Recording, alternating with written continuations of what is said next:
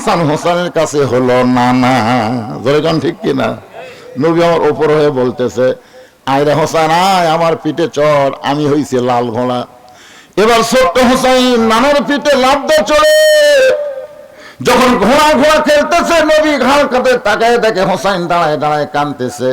রাসূল বলে, হোসেন রে, এই ঘোড়া যদি তোর পছন্দ হয় তাহলে ঘোড়ার পিঠে চড়। এমন কথা বলেছে, ঘোড়া যদি তোর পছন্দ হয় তাহলে ঘোড়ার পিঠে চড়। এবার হোসেনও নানার পিঠের উপর চড়েছে। কিছুক্ষণ পরে হাসান বলতে, হোসেন ভাই, এত সুন্দর ঘোড়ার পিঠে আমরা দুই ভাই চড়েছি, তাকায় দেখো ঘোড়ার মুখে কিন্তু লাগাম নাই, ঘোড়ার মুখে কিন্তু লাগাম নাই। সঙ্গে সঙ্গে নবী আমার এক টানে মাথার পাগড়ি খুলে ওই পাগড়ি মুখের মধ্যে ঢুকায় দিয়া দুইটা মাথা হোসেনের হাতে দিছে। হোসেন লাগাম মনে করে এত জোরে হ্যাঁচকা টান মারছে, নবীর গালসির মধ্যে লাগামটা ওই পাগড়িটা ঢুকে গেছে। একটু দূরে ছিল মা ফাতেমা, একটু দূরে ছিল মা ফাতেমা। এই দৃশ্য দেখার পর আর সহ্য করতে পারে না, একদম এসে হাসানকে ধাক্কা দিয়ে হোসেনকে মারছে সর। দুইটা বাচ্চা যখন কাঁদতে কাঁদতে দুই দিকে চলে যায়, এমন সময় নবী আমার এতিমের মতন দাঁড়ায় কাঁদতেছে। নবীকে ফাতেমা বলে, বাবা, আমার দুইটা সন্তান বড় বেয়াদবি করেছে বাবা, বাবা গো আমি বুঝতে পারি নাই, আপনি এদেরকে মাফ করে দেন। রাসূল বলে, ফাতেমা, দুইটা সন্তান কোনো বেয়াদবি করেনি মা, বরং তুই আমার কলিজায় আঘাত করলি, তুই আমার কলিজায় আঘাত করলি। ফাতেমা বলে, বাবা আমি আপনার কলিজায় কেমনে আঘাত করলাম? রাসূল বলে, ফাতেমা, তুই কি আমার ভিতরে কলিজা কোনোদিন দেখছিস মা? ফাতেমা বলে, বাবা ভিতরে কলিজা কেমনে দেখবো? রাসূল বলে, ফাতেমা রে, আমার কলিজা হলো হাসান হোসেন, আমার হাসান হোসেনকে যে কষ্ট দেয় ওই কষ্টটা লাগে আমার কলিজায়। রাসূল বলে, তালহা, আমি ছোট বাচ্চাদেরকে, সে মুসলমান হোক নাতি হোক আর ইহুদির বাচ্চা হোক, সব বাচ্চাকে আমি নবী স্নেহ করি, দয়া করি, ভালোবাসি। আর তোমার কচি মাসুম বাচ্চাকে তুমি কেন খুঁটির সঙ্গে রশি দিয়ে বেঁধে রাখছো? তালহা বলতেছে, রাসূলুল্লাহ, তিনটা অভিযোগ করেছেন, তিনটা অভিযোগকে উইথড্র করতে গেলে আপনি শুধু বললে হবে না, আমাকে বলার সুযোগ দেওয়া লাগবে। যেরকম ঠিক কিনা? হুজুর আপনি খালি নবী বলে যাবেন, তাহলে আমাকে সুযোগ দিবেন না? রাসূল বলে, ঠিক আছে বলো। বলে, হুজুর ওসমান গনি যে অভিযোগ করেছে যে পরপর 3 দিন, আসলে পরপর 3 দিন না, পরপর কয়েক সপ্তাহ। ওসমান গনি কয়দিন দেখছে? আসলে 3 দিন না, কয়েক সপ্তাহ হলে আমি আমল করতেছি, আপনি সালাম ফিরালেই বাড়ির দিকে দৌড় দিই। সব সাহাবী চুম করছে, ওরে বাবা রে, আমারও মনে করছে 3 দিন, এই তো আরো মারাত্মক। রাসূল বললেন, ঠিক আছে, তুমি কয়েক সপ্তাহ সালাম ফিরালেই বাড়ির দিকে দৌড় দাও কেন? বলে, হুজুর এই যে আমার গায়ে যে কাপড় দেখতেছেন, এই যে আমি যে কাপড় পরে দরজা খুলেছি, এই একটা কাপড় ছাড়া আমার বাড়িতে দ্বিতীয় কোনো কাপড় নাই যে কাপড় পরে আল্লাহ রাসূলের সামনে দাঁড়ান যায়। আপনারা বলেন তো, আল্লাহ রাসূলের সামনে দাঁড়ানোর কাপড়ের দরকার আছে না নাই? কোন কাপড়? আপনার যে মসজিদে যান, কোন কাপড়? হ্যাঁ, পাঞ্জাবি পায়জামা না, লিবাসুত তাকওয়া, যেই পোশাক পরলে আল্লাহর ভয় কলিজার মধ্যে থাকে সেই পোশাক পরা লাগবে। এমন একটা টাইট ফুল প্যান্ট পরছে, তারপর একটা এই টিকনা ঢাকা একটা শার্ট গাউট দিছে। আপনি বলেন তো, টাইট ফুল প্যান্ট টিকনা ঢাকা শার্ট গাউট দিয়ে রুকুর থেকে যখন শেষ দাঁত গেছে, ওর যে ভিতরের যন্ত্রগুলো আছে বাইরে থেকে বোঝা যায় না, পিছন দিকে টেপা হয়ে ফুলে ওঠে, কথা কন না কেন বাইরে? ওর 2 নম্বর কাতারে যাই আছে, ওই যন্ত্র দিকে মুখ পড়ার সাথে সাথে তো কেবলা পরিবর্তন হয়ে গেছে। এই জন্য শার্ট গাউট না দিয়ে যদি পাঞ্জাবি পরতেন, পাঞ্জাবি পরলে ওইটা যদি টেবল লাল ফুলে ওঠে, পাঞ্জাবি যদি পাছার উপরে পড়ে আর দেখা যাবে। এই জন্যে লিবাসুত তাকওয়া, এমন একটা পোশাক পরা লাগবে যে পোশাক পরে আল্লাহ নবীর সামনে দাঁড়ানো যায়। তালহা বলতেছে, রাসূলুল্লাহ, আমি মাটির একটা গর্ত করেছি, মাটির একটা গর্ত করে যেমন তেমন কাপড় পরায়া আমার বউকে মাটির গর্তের মধ্যে নামায় দেই, বউকে মাটির গর্তের মধ্যে নামায় দিয়ে এই কাপড় পরে আপনার পিছনে ফজরের নামাজ পড়তে যাই। ওগো আল্লাহর নবী, ফজর নামাজ পড়ার পরে যদি আপনার আলোচনা আমি শুনতে চাই, তাহলে আমার বইয়ের ফজর নামাজ নষ্ট হয়ে যাবে। এই জন্য এক দৌড় এসে আমি যেমন তেমন কাপড় পরে এই গর্তের মধ্যে নামি। আর এই যে কাপড় পরে দরজা খুললাম, এই কাপড়টা আমার বউকে আমি দিয়ে দিই। আমার বউটা এই কাপড় পরে যখন আল্লাহর নামাজ পড়ে আল্লাহর কাছে কাঁদতেছে, এমন সময় আপনি এসে আমাকে তালাহা তালাহা তালাহা বলে ডাকতেছেন। ওগো আল্লাহর নবী, প্রত্যেকটা ডাক কিন্তু আমি লব্বাই বলেছি, কিন্তু আমি দরজা খুলতে পারি নাই, কারণ এমন একটা কাপড় আমার পরনে ছিল যে কাপড় পরে দরজা খুলতে শরম লাগে। ওগো আল্লাহর নবী, আমার বউকে আমি টান দিয়ে হেঁচকা দিয়ে গর্তের মধ্যে নামাবার পারি না, কারণ বউটা তখন আল্লাহর কাছে, জোরে কনকার কাছে। আমার দরজায় নবী ডাকতেছে, বউটা আল্লাহর কাছে ধর্ণা দিয়ে হাত তুলে মোনাজাত করে কাঁদতেছে। যখন আমার বউটা নামাজ শেষ হয়ে গেল, মোনাজাত শেষ হয়ে গেল, আমি বউটাকে গর্তের মধ্যে নামায় দিয়া যেমন তেমন কাপড় পেঁচায়া ওই বউয়ের শরীর থেকে কাপড় করে সেই কাপড় পরে আপনার জন্য দরজা খুললাম। এই কারণে দরজা খুলতে আমার দেরি হয়ে গেছে। রাসূল বলল, তালহারে, এক উত্তরে দুইটা অভিযোগ খণ্ডন হয়ে গেল। সুবহানাল্লাহ বলেন না কেন?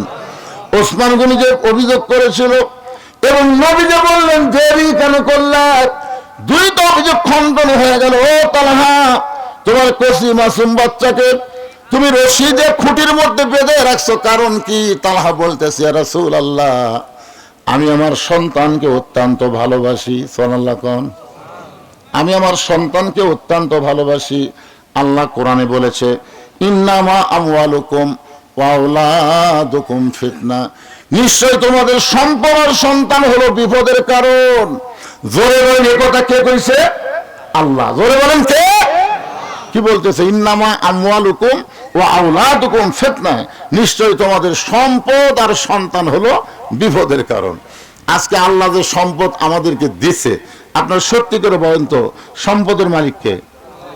আরে ভাই, একটু অন্তর থেকে বলেন তো। আমরা মুখে মুখে অনেক কথা কই, কিন্তু অন্তরে সেটা মানে নিবে চাই না। সত্যি করে অন্তর থেকে বলেন তো সম্পদের মালিককে? আরো জোরে, জোরসে বলুন। জোর হলো না? আরো জোরে। সত্যি যদি সম্পদের মালিক আল্লাহ হয়, আমরা বিশ্বাস করে দুই হাত তুলে আল্লাহকে দেখাবো। দেখে দেখি কারা বিশ্বাস করে হাত তুলছেন। লিল্লাহি হাত নামান, হাত নামান। মাশাআল্লাহ। আমার বাবু হুজুর সেই বাবু, মোবাইল না দিলে ওই খাই না, যখন ভাত খায় না কান সালতে একটা চড় মারল আর মোবাইল দেখতে। যারা সন্তানকে ভালোবাসে তারা দুনিয়ার জন্য ভালোবাসে না, তারা জান্নাতের জন্য ভালোবাসা লাগবে। জোরে কোন কথা ঠিক কিনা? দুনিয়াতে ভালোবাসা, বাড়ি গাড়ি সয় সম্পত্তি করে দিলেন, আপনি মরে গেলেন, ওই টুটু কোম্পানির ম্যানেজার হলো, ওই ভালোবাসার কাম হলো? আপনি কবরে বসতে বুঝবেন ঠেলা কাক কয়। যারা সন্তানকে প্রকৃত ভালোবাসে, শোনেন তাদের কথা। তাহা বলতেছে, রাসূলুল্লাহ, এই যে আমার বাড়ির দরজায় একটা খুরমা খেজুর গাছ দেখতেছেন, এই যে আমার বাড়ির দরজায় একটা খেজুর গাছ দেখতেছেন গো নবী, এই গাছটার মালিক হলো একজন ইহুদি। আজ কয়েকদিন হয় খেজুরে পাক ধরেছে, রাতের বাতাসে ওই পাকা খেজুরগুলো টপ টপ করে গাছের গোড়ায় পড়ে।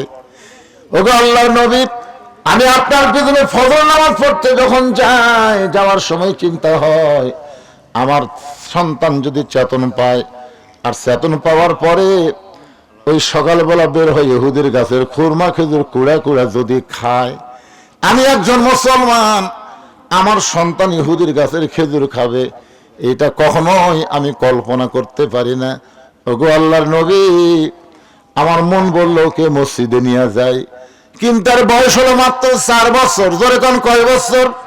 4 বছরের বাচ্চাকে কান্দে করে যখন মসজিদে রওনা দিলাম, আমার ইমান বলতে, তালহারে, রাসূল কিন্তু বলেছেন 6 বছর থেকে নামাজের তালিম দিবে।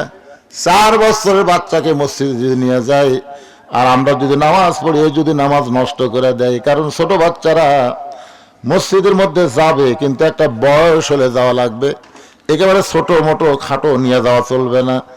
আমি ময়দানে ঈদের নামাজ পড়াই, ঈদের দিনে কতগুলো ছোট বাচ্চাকে নিয়ে এসে কি সুন্দর ফতুয়া পাঞ্জাবি গায়ে দিয়ে 3 বছর 4 বছরের বাচ্চা।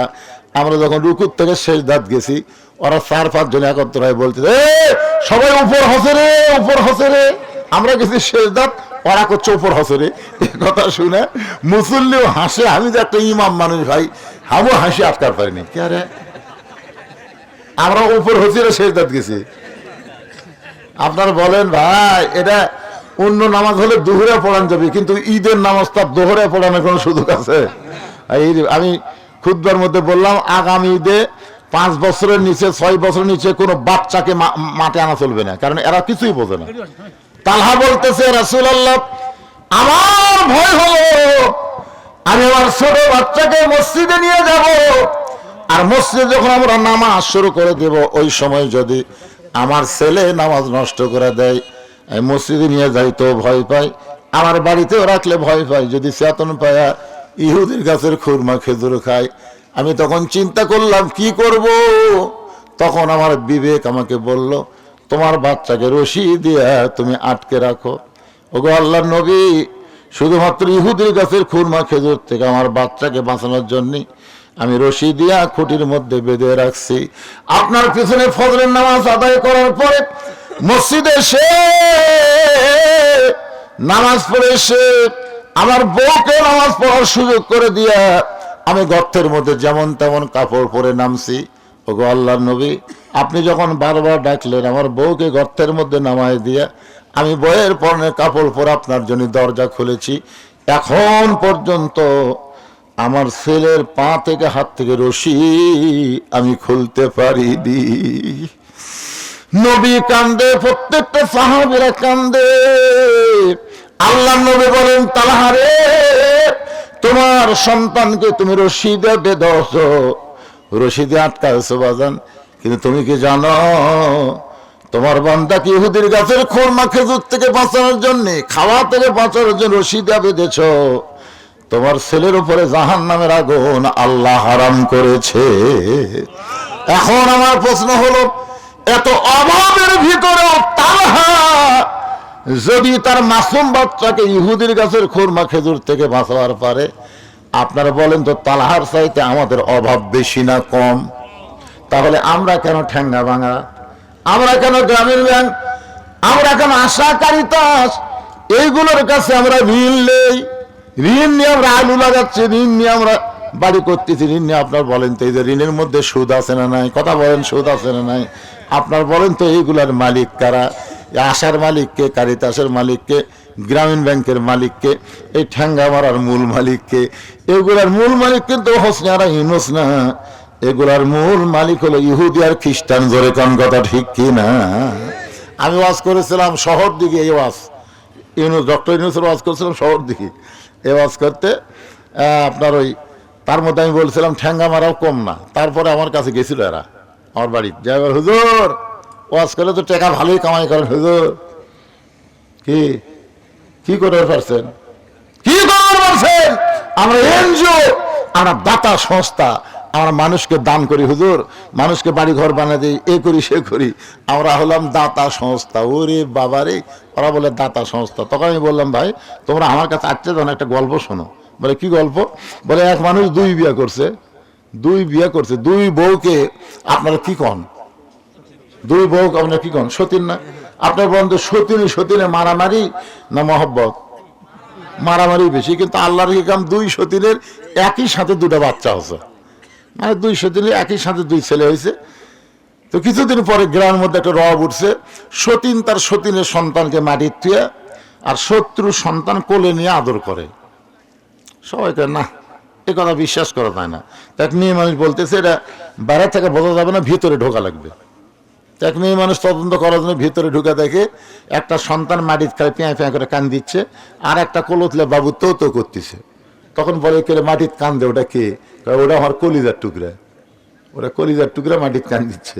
তো কোলের মধ্যে কে? আমার শত্রু সন্তান, সতীনের সন্তান। তো সতীনের সন্তান কোলে নিয়ে আদর করতেছিস, আর তোর কলিজার টুকরা মাটির থুদিস, কারণ কি? বলে জানিস না, আমার স্বামী গরিব, আমার স্বামী মরে গেলে আমার সন্তানকে কাজ করা লাগবে। তো ছোটবেলায় মাটির থাকলে মাটির একটা কানেকশন পাচ্ছে, এদের রোদ পাচ্ছে, রোদের ভিটামিন সি পাচ্ছে, মাটির আপ কানেকশন পাচ্ছে, আর যত কান দিচ্ছে তত ব্যায়াম হচ্ছে। করে কান দিচ্ছে আর হাত পা মারতেছে, আর ব্যায়াম হচ্ছে, আর শরীর সেই সাইজ হচ্ছে। ই বড় হলে পানি ভিজলেও সহ্য হবে না, ও দুধ পড়লেও কাম বাড়িতে আসবি না। সেই শরীর আমি গড়ে তুলতেছি, আমার কলিজার টুকরা, কারণ কাজ করে খাওয়া লাগবে। আর এক কোলের মধ্যে নিয়ে আমি লুলে বানাচ্ছে, লুলে খালি হাঁটতে না পারে, রোদ লাগছে, পানি পড়লে যেন আর সর্দি হয়। এই জন্য আমি কোলতলে আদর করতেছি। এটা আসলে মূলে আদর নয়। আজকে এই যে এনজিও গুলো আমাদেরকে যে সহযোগিতা করতেছে, এগুলোকে আসলে সহযোগিতা? এগুলো আমাদের ইমান আমল হরণ করার চেষ্টা করতেছে। জনগণ কথা ঠিক কিনা? দরকার হলে ইহুদি, খ্রিস্টান, বৌদ্ধ, ভারতের হিন্দুদের থেকে আমরা ফিরে আল্লাহর কাছে আসবো। ফালিয়াবুদু রাব্বা হাযাল বাইত আল্লাযী আত'আমাহুম মিন জু'ইন ওয়া আমানাহুম মিন খাউফ। আল্লাহর ঘরের আমরা ইবাদত করব, আল্লাহর ইবাদত করব, নামাজ পড়ব। যাবতীয় রিজিকের ব্যবস্থা করবেন কে? বিশ্বাস করে বলেন, করবেন কে? স্ট্যাটাস দিয়েছে বাংলাদেশ দখল করতে নাকি 15 দিনও লাগবে না। আমি আমাদের যুবকদের বলবো, 3 পা হাতে লাঠি বানাও, আসবি, আমরা লাঠি দিয়ে ঠাসা ধরবো, খুর দিয়ে কাটে পোলটা দেবো। কথা ঠিক কিনা? পোলটা দেওয়া বোঝেন না, ওর জিনিস তো মাল বড় হয়ে গেছে, তো এখন একে খুর দিয়ে কাটে এরকম পোলটা দেওয়া লাগে। শালারা বাংলাদেশে ঢুকতেছে, আমাদের বিরুদ্ধে লড়াই লাগবে। আল্লাহ ভাগ্য করে আমরা একটা ইউনুস পাইছি। তোরে কারণ কি ভাই, ইউনুস বোঝেন না? আপনার ইউনুস বোঝেন না? বিপদের সময় কোন দোয়া পড়বেন? ইউনুস নবীরে খাইল মাছেতে গিলিয়া, ফেরেশতা পাঠাইলেন আল্লাহ ইসমে আজম দিয়া, দমে দমে সে হরদম পয়সে ইসমে আজম, মাছেরই উদর হইতে বাঁচাইলে প্রাণ। সবাই বলেন আল্লাহু আল্লাহু, তুমি জাল্লে জালালুহু, শেষ করা তো যায় না গিয়ে তোমার গুণগান। আল্লাহ আমাদের সবাইকে ফজরের নামাজ, বলেন সবাইকে ফজরের নামাজ জামাতের সঙ্গে আদায় করার তৌফিক দান করুক। সকলে বলে আমিন। পড়বেন না ভাইজান? সারা দোয়া শুনে ফজর কাজা করলে বক্তাও পিটন খাবি, মাহফিল কমিটিরাও খাবি, আপনারাও খাবেন। সারা জীবনের ওয়াজ যদি এক পাল্লায় দেওয়া হয়, আর একটা ফজরের নামাজ যদি আর এক পাল্লায় দেওয়া হয়, আপনার বন্ধু কোনটা বলুন বেশি হবে? এই জন্য আপনারা সবসময় চেষ্টা করবেন যে যেই তারিখে বিজ্ঞাপন, সেই তারিখের মধ্যেই মাহফিল যেন শেষ হয়। বগুড়ার মানুষ চালাক হবেন। কয় তারিখের মাহফিল? 2 তারিখের। এখন ঘড়ির টাকা দেখেন 3 তারিখ হয়ে গেছে, কি করবেন?